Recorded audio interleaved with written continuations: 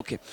Celebrity track and of course Kwoli Alan Cross gemanya gena maso berengo subscribing gena maso berenga ate oyagala okumanya mukumanya oluso okumanya bakyala banno ogenda okwekanga ofunyemu ekyokuyiga obera inspired n'okubanga okola nnyo biroto bingi abavubuka bangi bagala okukola ku TV bavubuka bangi bagala okukola ku radio mulaba TV personalities bangi ababa inspiring mu ngeri y'enjawulo n'oyagala okubanga bo so olunaku olwaleero ngenda kubanyaniriza omukyalo ono amaze ebbanga ng'akola ku TV and I think many of you temulabanga ku interview yonna naye nafunye engeri gye mulimbalimba ne mugamba nkwano jangu obeerewoko tumenge sure nti at least abantu bamanya ebikwatako akola emikolo n'embaga ku Bukedde TV omukyala Jamirah Nampera gwe tulina olunaku olwaleero agenda tubuulira tugenda kuba tunyumyamu ebigambo bitono nnyo tuli wano ku dduuka ali wano ku Zai Plaza level 3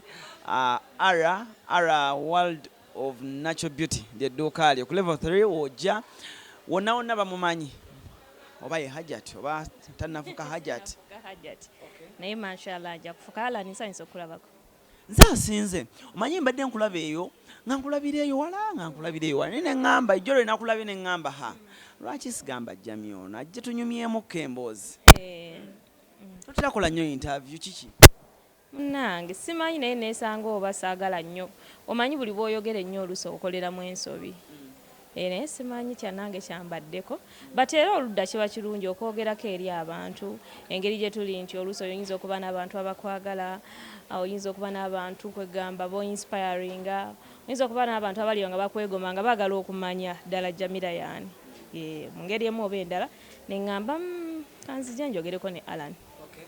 Soka obuze kuba tula abaana bali e Oman bali Abu Dhabi bali e Dubai abaana bali e UK bonna comments zibadde zigamba singa kutoza tuleeta ku Jamirah oyo tuleete ku Jamirah wa Bukedde so soka babuzeeko tutandike nsanyusa nnyo balaba mwenna abalaba celebrity track ne Alan Cruz bannange mwate mmwe kyemukola kyekisinga njagala obbabuuzaako mu ngeri emu oba endala amannya gange bagoogedde ndoza ne wesigaddamu banaye mwebale kukola mwebale kukaza n'omulembe guno gwa kukola naddala ffe abakyala edda twasigalanga mu biyungu naye muba nga musobola okuteekinga mile ate ne muva mu Uganda ne mugenda mu nsi endala ne mukola kyemukola kyekisinga okubeera ekirungi mbalamusizzaako era mbabuuzaako mwenna n'abakolera wano mu Uganda ate mmwe muli baakabi nnyo kubanga eno Uganda nga tesoboka kubeeramu n'obeeramu ne bizinensi n'okola ate nammwe abakolera ebweru manyi mukolera mu bugubi nammwe mbabuuzaako mwebale kukola mweyongere okukola omulembe gwa kukola. awo nyini wenjagala otandikira Jamirah mu mbeera zo oli mukyala ki oli mukyala ayogera ennyo oli mukyala musirifu oli mukyala mukakkamu nnyo oba kati ndi mukyala akola atya simanyi ndi mukyala ayogera wekisaanidde siri musirifu nnyo nnyo ate siri mwogezi nnyo nnyo simanyi kuddawo nenjogera emboozi nentwala eddakiika ndoza nga 10 nga ndi ku kintu kimu era ndi mukyala ayogera ennyo mu bantu abange bemmanyi naye bwe mba sikumanyi nnyo okunzijjamu ekigambo kiyinza okuba ekizibu kyovala nga abantu amu ndabiri eri era nakwewunyiza nnyo ali obutagamba nali mmanyi oli wattima abantu amu bamanyi ndi wattima naye nga ndooza ndi omu ku abo abasinga okuba engeri gye neetegeera nze nganze we neetegeera omuntu ow'ekisa senga oba omuntu anjize bulungi nantegeera so ndi awo soogera nnyo ate sisirika nnyo ndi makatikati. ova mu famire kika ki azin nva mu famire taata maama then n'ekyokubiri famire gy'ozaaliddwamu ngagga nnyo singagga nnyo background like you know nva mu famire ekisookera ddala ndi musiraamu nva mu famire ey'abasiraamu nva mu famire eri extended family nva mu famire nga tuli abaana bangi ku sayidi ya taata yalina abakyala ab'enjawulo era n'atuzaala nga tuli abaana bangi naye ndi omu ku abo abato abasembayo. omanyi omuntu sometimes bwalaba omuntu ng'ali successful muko times bakiza nnyo ku famire ne bagamba nti osanga Jamirah abo baalinamu kasente ekyovula baali eyo osanga you know kale famire yaffe bukojja bwange balina sente balina ndowooza edda bano abantu abalinanga sente nakulira mu famire nga saidi ya mama wange bali bulungi then famire yaffe eya taata waffe nabo bakozi baganda bange nnyo baganda nga bakulu era abali bulungi bonna abakulu bonna betuze tulabirako bakozi so famire yaffe tuli bakozi tetulina nnyo zino ziwawaaza matu naye tulina entono ezivudde mu ntuuyo zaffe ffenna tuli bakozi okuva ku mwana asookera ddala mu famire paka asembayo kyemanyi tuli bakozi alhamdulillah tuli successful. Bwe kijja mu kusoma Jamirah oyitidde mu masomero kiba obbi bayinza okubeera eno bagamba Jamirah yabadde ku mpewo n'atatwogerako. Nasomerako Masaka ku nasomera mu Nyendo essomero baliyita Hope Nasaland Primary School gye natuya P7 n'ensomerako secondary yange e Nakasero n'ensomerayo O level ne A level Masaka nasomerayo ne S1 essomero babakira Masaka Parents naye nasomerayo S1 yo kawo n'enzija e Kampala n'ensoma S2 Nakasero S3 paka S4 S5 S6. Nawe oliwe Masaka? Nzaalibwa Masaka ndiwe Masaka banzaalawo Kinoni ku luguudo lw'Embararaawo. Masaka nga muli bangi bwe muddayo Kampala tezikira. Banzaala Masaka ndi Munnabuddu ndiwe Masaka. So, omala high school ng'ekiro omanyi bw'ova mu high school ekirooto kitandika okukula. Ekirooto kitandika okukula n'otandika okulaba biki by'oyagala okubeera. So mala high school owulira muli eri kikyosobola? Mala high school nalinga nnyo munaye kuva dda mukyala wa business we nali mu vaka ya senior 6 waliwo sister wange ali US kati bamuyita Sisi yatundanga magome so nakolanga naye awo bwentyo mpola mpola bwe namala okukola n'enjoyininga campus n'ensoma guidance and counseling. Ogenda Kyambogo? Kyambogo of course wasomera Kyambogo. Otegedde otya? Nengenda nensoma nemmala kati mu process y'okusoma ku intern nengenda ku Bukedde wali omukyala muyita Hajjati Hadija Ndabukenya we nagendayo naŋŋamba okoze intern waawedde osobola osigala wano tugenda kugulawo TV mpola mpola nali mu lupapula mawulire nga ndipootinga yes ku leisure desk kwe nalinga naŋŋamba entertainment era ebyo weebityo fashion twali mu bya fashion era kuva dda nga njagala nnyo ebyokulabika obulungi ebintu ntuwe bityo kakati TV we yajja naŋŋamba akati tucrossinge over tudde wali ku TV so bwe natandika Bukedde TV 2009. Taking you back katono ojja mu Bukedde otandika okukola intern gwasaba nti bakuteeka mu entertainment oba bakuteekawo buteezi? Banteekawo buteezi kuba engeri nali ku intern kati Hajjati nangamba kiki osobola okukola ennyo ne muga njagala nnyo ebya fashion ebyo entertainment etambula ne fashion kati nembeerawo saagenda nnyo mu field bbanga ddene nembeerawo bwentyo nga ndipootinga ku bya fashion mwalimu mu Bukedde etambula n'omulembe mubeera mu gundi za fashion ezo bwe zityo so nendipootinga ngaawo mpola mpola ku deski nga togera ku mukyala ali ku mulembe afaanana atya yeeyisa atya ayambala atya bwe bityo mpola mpola kati TV we yajja nze omu ku face ezasookawo. Ani connectinga ku gundi ku intern ku Bukedde? Nina waliwo mukulu wange bamuyita Kavuma Musa owa Ketty Promotions. Yes. Ketty abamu nnyoko? Mukulu wange so namugamba njagala kola intern naye oba ngende ku Bukedde gye mba nkolera nanga ate wali buzibu ku Bukedde tuyinayo oyo Hajjati abeeranga jjajja wange nagamba tuyinayo Hajjati Hadija tugenda ajja kuwa intern okolerewo so naye bwe nakolerawo by chance ndooza nansiima nalaba nga nsobola nanga asigalawo sigala tugenda kugulawo TV ate olimu ebyo ebya fashion ndaba nga obisobola so nensigalawo bwentyo bwe nakola intern saavaawo nembeererawo ddala era ye company yasooka okunkozesa paka kati obulamu bwo tebankozesanga okuleka Bukedde kuleka New Vision badde tebankozesanga ku biri bye nakolanga ebyokukola nga nyambako sister wange ebyo nga nkyali mu vacation ya senior 6 mpola mpola. okuba nti let's say Hajjati omuyinako oluganda okuba nti okay wayina connection kale mu company discipline wise kyali kitya like tewaboolebwako like okugamba nti oba oyakola kino because of this like waliwo omuntu ali eyo ng'agamba ayinza okuba n'ekimulemezaayo oba because oli amuyinako oluganda?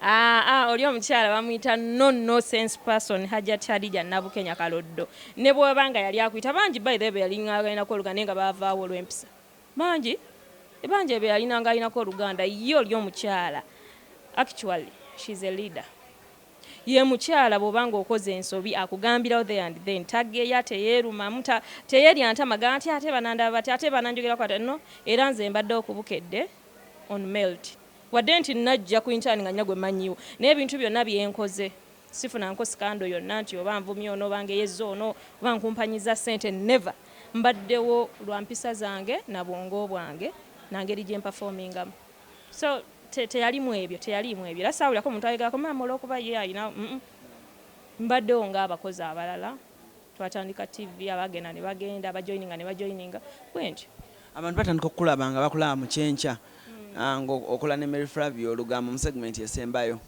Tell us your memories ojjukira your first time on TV mwayitamu ki okusunsula awo akasengejja kaali kati abagenda ku mpewo olyose n'ombuza ekibuuzo ekyo by then nasooka nakuuma omubiri nasooka na program bali bagita kuuma omubiri duyiro kumakya fitness nga nzirukadduka kumakyani bandikodinga nga tuzukusa abantu kale olwo tutandika TV tubalaga TV egenda kuba ya Luganda egenda kuba ku programs ez'enjawulo so kati face ye yasookawo kati nva kuuma omubiri bagamba oba by that time ani yali akola olugambo sijjukira naye kukyemmanyi fe twalusookako ne Flavia kuba lwali telunatandika so kale baga twagala tufuneyo abawala babiri batandike bakole olugambo Flavia batuga tufunya Flavia by that time yali Flavia gaula bote tukola olugambo nga bagamba nabo bali ba producer baffe mugezeeko tulaba olugambo lw'abakazi ababiri era ffe twalutandikawo ne Flavia ekyo mbadde ngenda okugamba kino ekintu kizze mbadde nzija ne kumakya okujja eno nenkirowoozaako ninga nno bw'okirowoozaako lwakuba bano balina obudde butono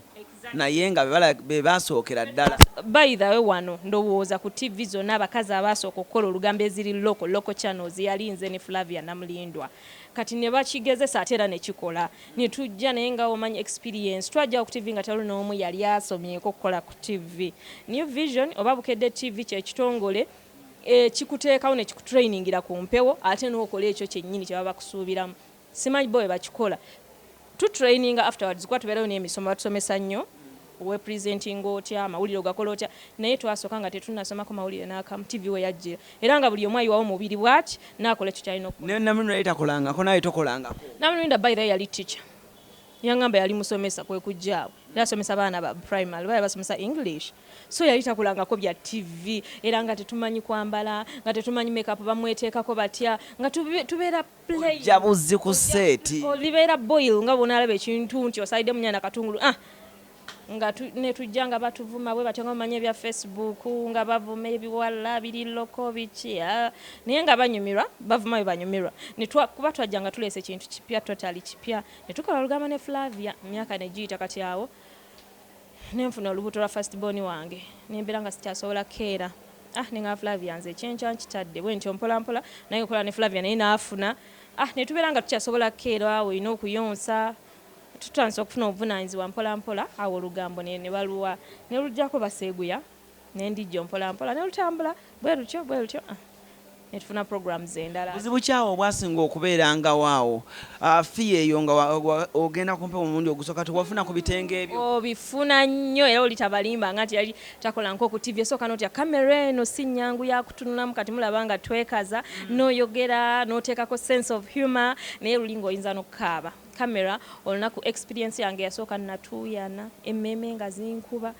nengaba naye fudde ogambako bambireke twagamba nga Hadija oyo Hajjati Hadija nga tumuga ne Hajjati tunaasobola abantu banaatukizaga banna omukazi oli baneze simanyi ye muntu akukkiririzaamu ate buli muntu yenna gwe yakwatako yayitamu twasobola twakankananga nga bagamba oyogedde bubi awukankana biki naye with time ne tugenda nga tumanyira mpolampola ate abantu ne batwagala munaye ne tukola ne kivaayo interest zakolebwa of course zamala ne zikolebwa waliwo bagamba nga gwe kati tosaana TV kati gwe entunulayo si ya TV tejja kusobola oba gwe oli down nnyo oganya okubeera audible enough like that twazigendamu era bayita be basengejjawo be mulaba nga etandise okukula etandise abasigalako era be bamanyi era be baki perfecting ne bamba yes ekintu kitambudde bulungi kiki oyinza okwogera ku TV ekoledde biki na biki by'oyinza Steve sinza jogerako. However much erimu ebibi bingi nnyo, challenges nyingi nnyo nga bwomanyi buli business yonna oba obulamu bwonna bubeeramu ebibi n'ebirungi. Nze TV enkoledde Alan. TV enkoledde, TV kwe nfunidde buli kimu banaye nze simanyi nakumanya. TV kwe nazaalira omwana wange yasooka. TV kwe nafunira omusajja kati gwe nnyina. TV abantu bonna bwe bamanyidde, nze nnyina abantu abamanyi emitalo w'amayanja Alan. Ng'ogenda bugenzi mu nsi, nze nagenda mu America nga abantu abamanyi bangi. Nengende China nga abantu abamanyi bangi. Nengende Dubai abantu abamanyi bangi. Ensi zonna ze ngenzeemu Alan nga abantu abamanyi bamanyidde ku Bukedde TV. Ate mpadde kubanga osobola okugenda okusaba visa nga tewali akumanyi. Naye oluusi olw'okuba obeera ne background ya TV, company gy'okolera y'amaanyi oba abantu bakulaba.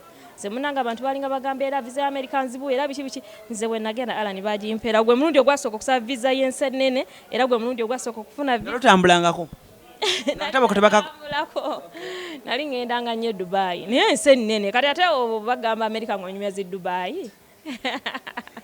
So kati TV nze ngifunyemu ebintu bingi sitoma, emikwano emirungi, business n'oba olina ky'okola wano abantu bajja nga bagala kujja kugula ku Jamirah owaki owa TV ate n'abantu ne banzikiririzaamu sitera kwogera naye bwe ntuuza omuntu ne mugamba ekigambo akikiriza Alan. So TV ngifunyemu however much erimu challenges nyingi erimu bagamba ebisoomozebwa nabyo bingi nnyo Alan. Wali yagadde omwana wo okukola ku TV? Nedda. Abaana bange byembaagaliza birala nnyo sandyagadde mwana wange kubeera mu limelight n'akamu n'akatono kyobola nga nze ngezaako nnyo okukirwanyisa ekyo okwejjamu ekyo mbundi so called celebrities mbusibana nze ndi walinnya. Nedda Alan onsanga wansi nga njiriba nonsanga nga ntambulira ku booda nonsanga nga ndi mu bulamu obwa bulijjo. Nze ndi mu bulamu ekyo nakyegaana ekyo olwokuba nti nkola ku TV tekinjijaako nkuza gye bankulizaamu. So saagala nnyo ebintu birina engeri gye bikuteeka mu class gy'otaliimu. Sirinya booda, sidda mu lugoye, simanya soogera na buli muntu, simanya biki neekweka. Era nze ntuna abaana abawala n'atambula ng'enkofiira agitadde eno wansi mbalaba ng'ali mu bizimbe yeekweka ne ng'akatyono yeekweka alina kiddala.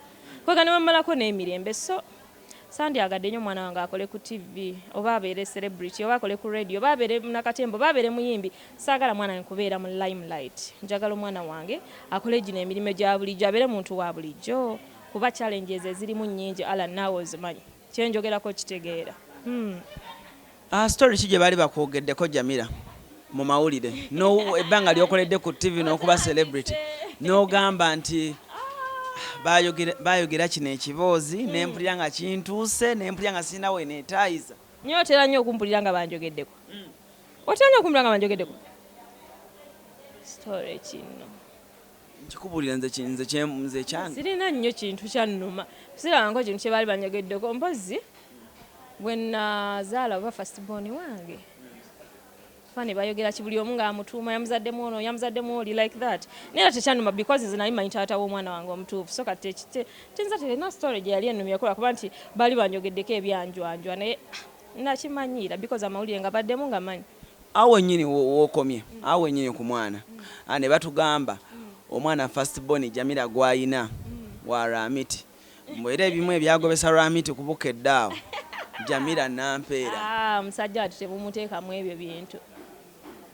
Omanyize bwemba mu bulamu bwange nina ekintu kimu nti bwemba chapter njiggadde mba njiggadde.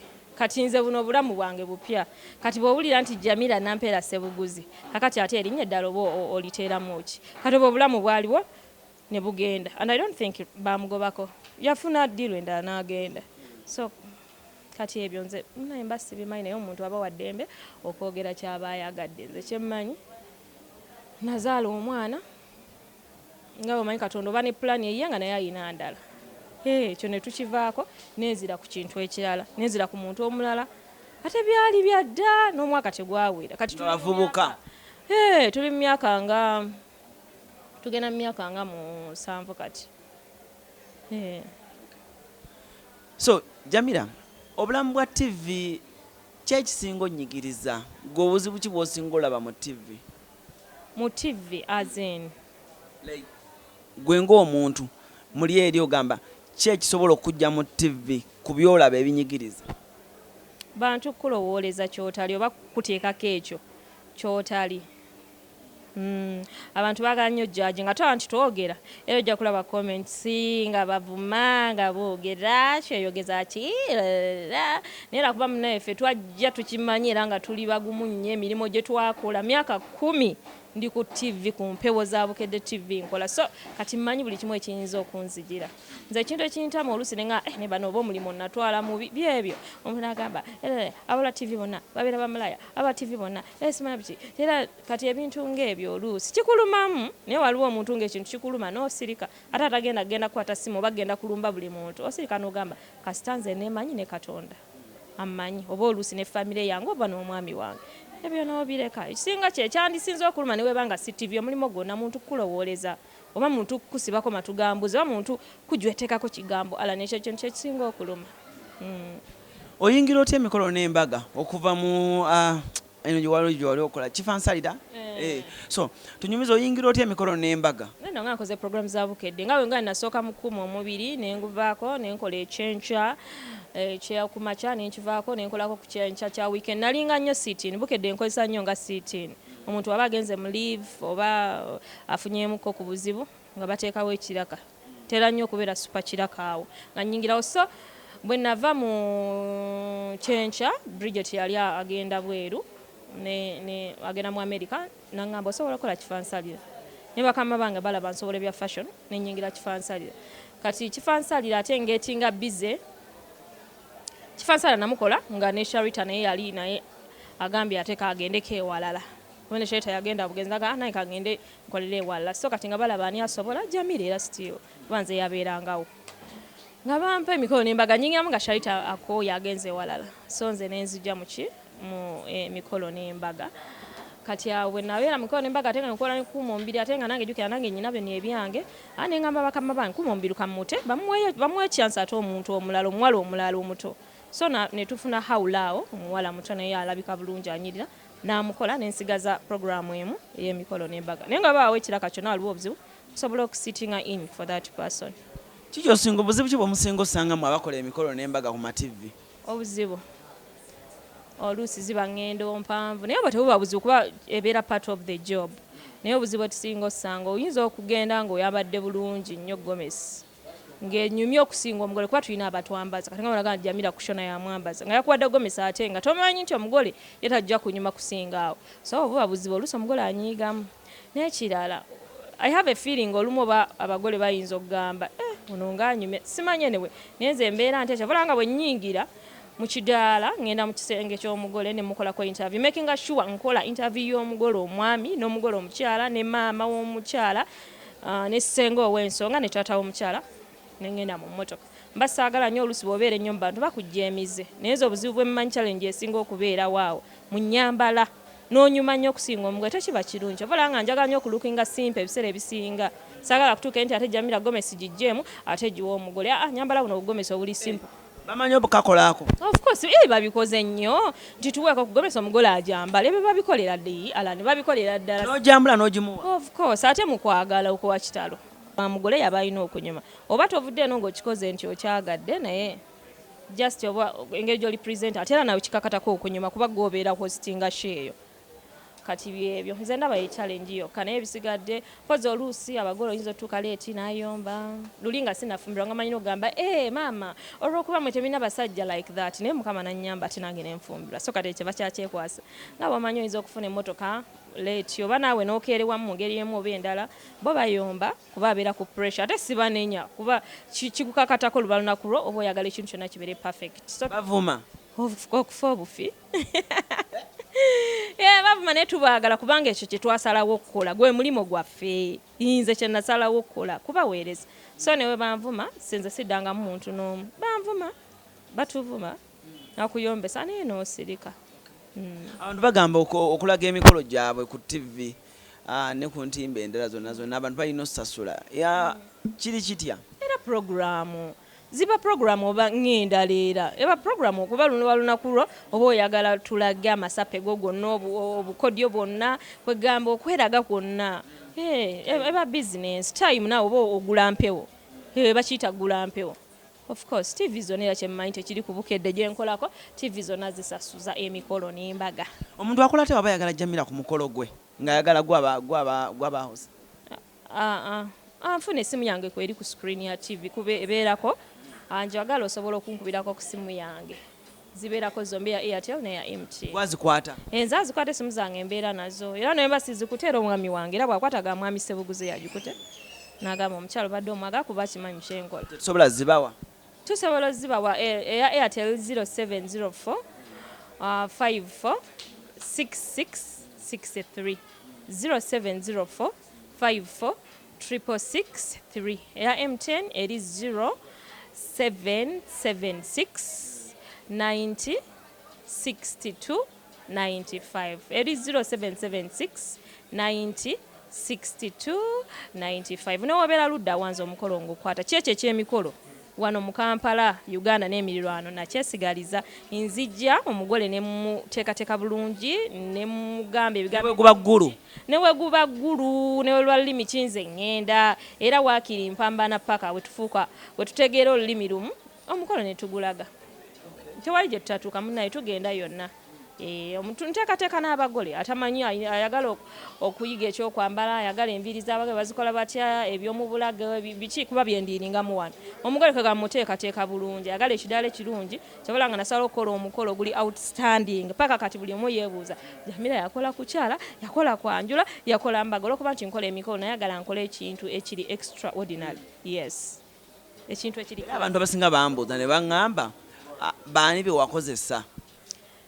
Nakozesa abantu bangi kuba mmanyi buli service provider omulungi ali ku mulembe nze buli omu gwe nakozesa alani mumanyi era bw'oba omwetaaza essimu zange ezo zennyini kojja okunkwera nakozesa abantu abenjawulo ebimu ebintu nabinona nagenda n'erinnyira nengenda e China nembireeta ebyange bye nakozesa ebimu we bali wano e Uganda waliwo abantu abalina ebintu ebirungi nti mmere nti kutimba nti saawundi ayi saawundi ewaffe mumanyi wa jjejje fe abasinga mu kintu kya saawundi buli kimu kibeera malidadi saana. Kiki okola ng'oggyeko okola ku TV? Ki ekikutwalira obudde bwo? Kyenkola nga nzijeko okola ku TV nyina beauty shop wano wennyini wendi ku Zai Plaza ku level 3 shop number L19 nyina buli kalonda yenna ow'abakyala nga lipstick omulungi oyo atabagubya mimwa nga buno obwokumatu earrings ng'obwange nyina foundation ono omulungi gwe neetaddeko makeup nyina buli kimu akeerusa amaaso nyina ebyomubulago by'abagole n'eby'abantu ba bulijjo necklace ne earrings amasaawa obukomo nyina ebizigo ebirungi ebitereza olususu ng'osigala ku kalayo nyina sabuni omulungi nyina obusawo obulungi bw'okwatira ku party dresses nyina ebintu bingi mu dduuka lino ndi nnyo kuyooyoota abakyala njaganye ebirungi jewelry yenna muyina wano waali okuva e Dubai okuva e China okuva e Turkey gwabyereeta tosuubula ku muntu nze mwennyini inda kintu naawe ayagala okujja okunsuubulako okutunda wano wobisanga osuubuza n'okusuubuza nsuubuza kuba bingi buna shelves bulimu bintu. Funye sente Jamirah? Sifunye naye ngezaako nga yonna gaye nti eno ensi omukyalo omulungi buli mwami yenna yeetaaga omukyalo omukozi olina kubeera nnyo hard working olina kukola nnyo okusobola ate okusinkana ebyo ebyetaago byo. Ebbanga lyomaze nga okola emikolo n'embaga omu yandyebuuzizza Jamirah asobola okunyambaza Gomesi anti wawulidde oyogera ku jewelry yekka. Gomesi oyambaza? Of course tuyambaza Gomesi era bw'olaba Jamirah oba olabye Kushona Designs tuli under Kushona Designs. Yes, bw'olaba Jamirah ng'oyagala Gomesi ennyo z'olaba nyambala ku mikolo z'olaba nyambala nga nkola programs za Bukedde ez'embaga zonna ziva wano ku Kushona wano wennyini wojja ku Zai Plaza kubeera naye waali ekintu ne tukikwasaganya gwe brand ambassador Kushona. Exactly era buli ayagala Gomesi ennungi ng'eva mu Kushona oyita mu Jamirah then nokola ki nobeera ng'ogituukako mpazi nekira saawundi Alan saawundi naye atta emikolo ayagala saawundi omulungi na saawundi wa jjejje era still ng'omwagala jjejje bw'oba tomutuuseeko tebakufera Jamirah wano wendi onkubira simu zange zennyini ne tufuna saawundi ennungi. Abantu batya abakyala batya bagamba Kushona aseera okwekutula obwekutuzi Gomesize. Mulimu neze bapangisa 2 3 5 taseera munnange ebbeeyi ye yanseko obuseko taseera wadde n'akatono. Taseera bintu biba byakuteesa. Ebbanga lyokoledde ku TV Jamirah buli omu bw'akola naddala batulaba beegomba nnyo okumanya okay kale ebyo nena tubiwulidde akoze kikyakozeewo some of the things byakoze out of kutunda jewelry TV.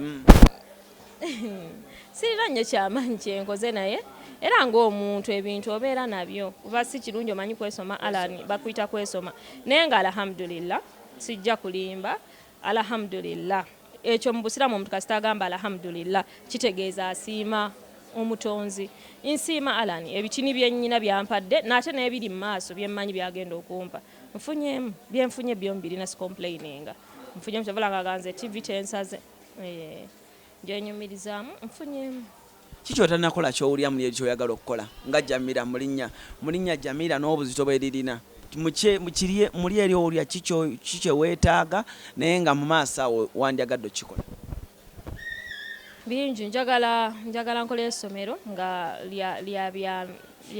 lya beauty ebyo school of beauty nga boolaba nagambye ntuuma ebintu byange mituuma amannya g'abaana bange so ndooza by that time nja kuba nzaddeyo n'omwana omulala mutuuma erinnya ndibbule njagala nkola school of beauty ebintu byonna bino bibbula mu mannya g'abaana lwaki just ndooza we neesanga tomanya munnange enteekateeka za Katonda abaana tebaafuuke ba celebrity ate ng'ogambye toyagala abaana bo kuba ba celeb naabeera ne bizinensi ye undercover mpola mpola n'asigaza bizinensi ya maama we mpola mpola ng'akola ate era mbatuuma ebintu byange mtuuma amanya g'abaana bange kuba involvinga njagala bakulenga nabo bakozi nga bwe nga nti famire yaffe tutoba tuli bapambanyi okola era bonna bali bulungi reason being nti they are so aggressive and hard working so kati njagala abaana bakulenga amanyi maama yakolanga kino akulire mu linnya lye naye ng'alaba nti okumutuuma nange zaali ntuuyo zange oli maama kikaaki maama ali strict maama aw'eddembe maama atayagala nnyo okukuba mwana we maama oli maama kikaaki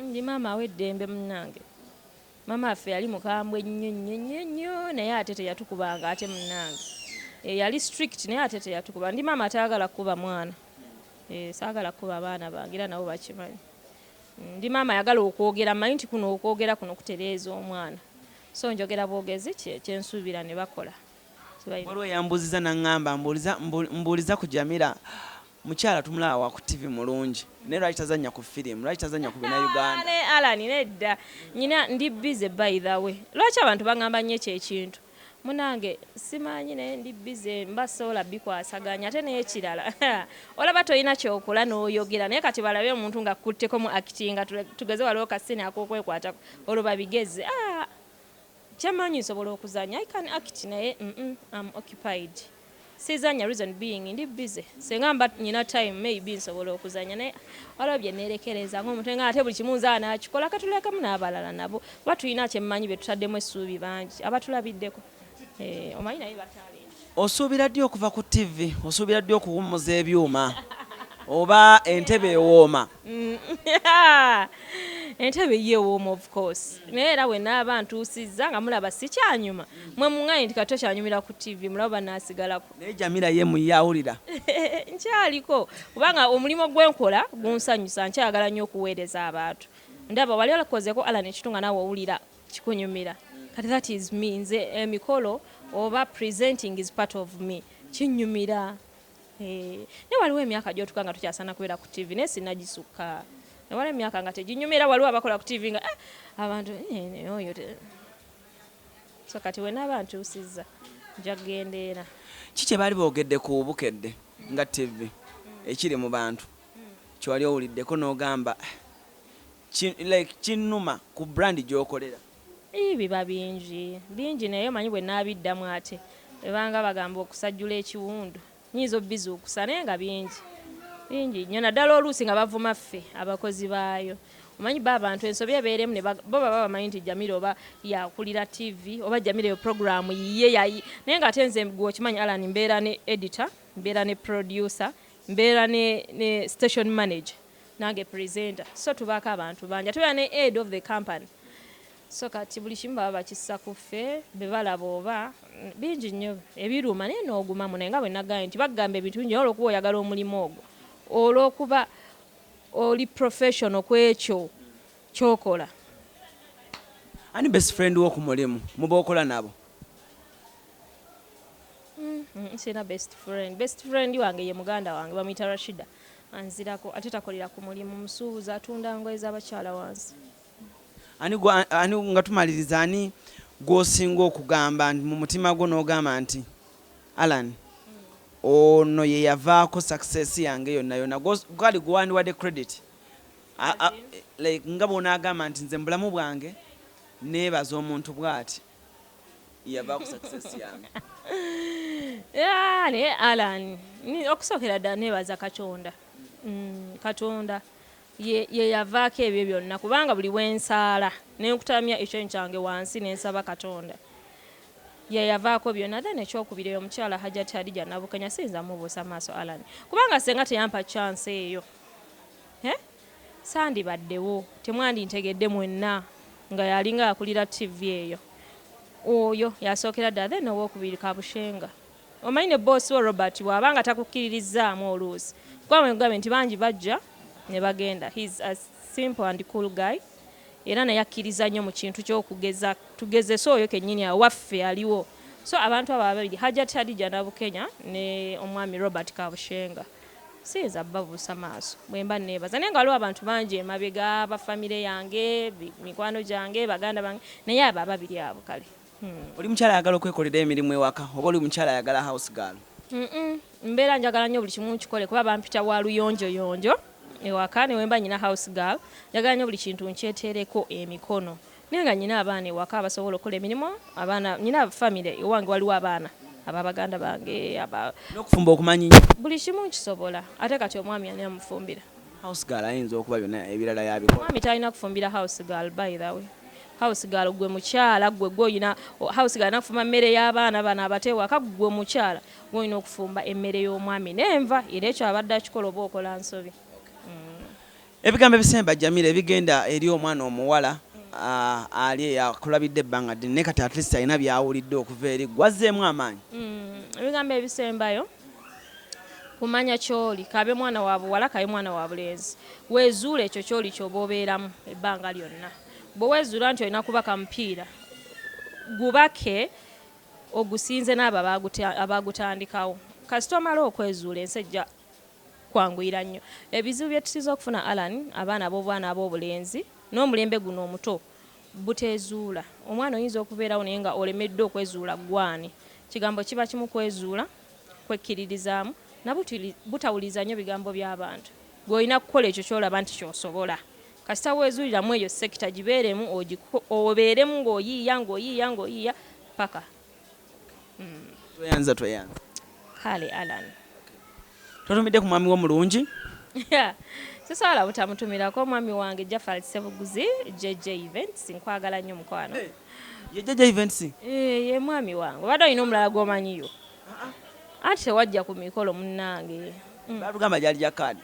Tejali jakkaadi lwakuba nti kale kwali kukyala nakukola in a modern way ne tukolerako n'ennika naye ng'okwanjula gye kuli oba oliawo n'embaga. Omwaka ogujja? Inshallah oba gujja oba guli oba guno wona wanaŋŋambira omanyi ye mukama wange.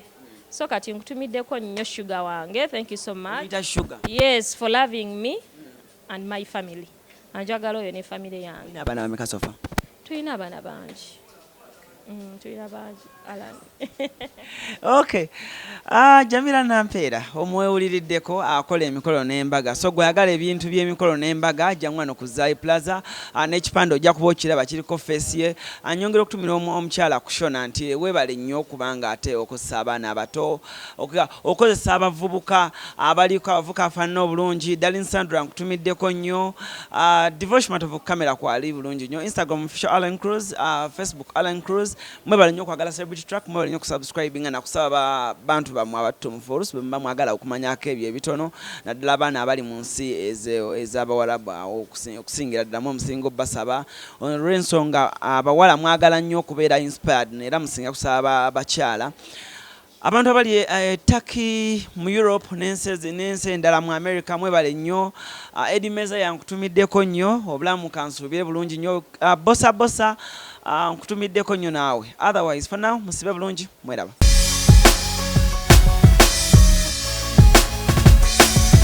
Celebrity Track, subscribe.